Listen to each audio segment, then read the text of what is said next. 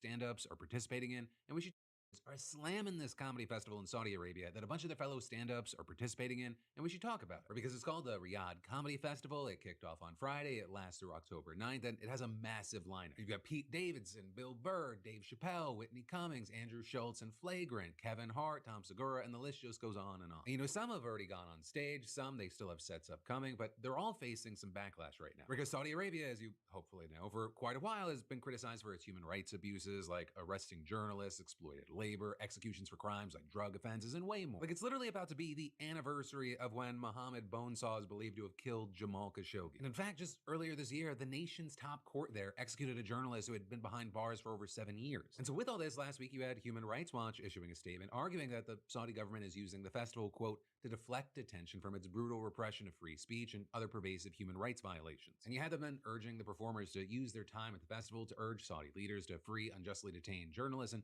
activists so they're not laundering the government's reputation. Right, but also, it's not just activists and nonprofits who are slamming the comedians. I mean, you have tons of other comedians also speaking out. Right? You recently had comedian Mark Maron speaking on this. I mean, the same guy that's going to pay them is the same guy that paid that guy to bonesaw Jamal Khashoggi and put him in a fucking suitcase.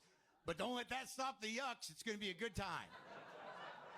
Full disclosure, I was not asked to perform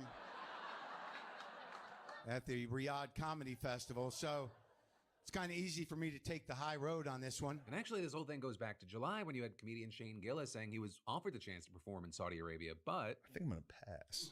Yeah. For the troops? Is it for the troops? Not for the troops. What? It's for the Saudis. For the Saudi princes? Yeah, and everyone's like, yeah, you should do it. Everyone's doing it. It's like, for Saudis? Yeah.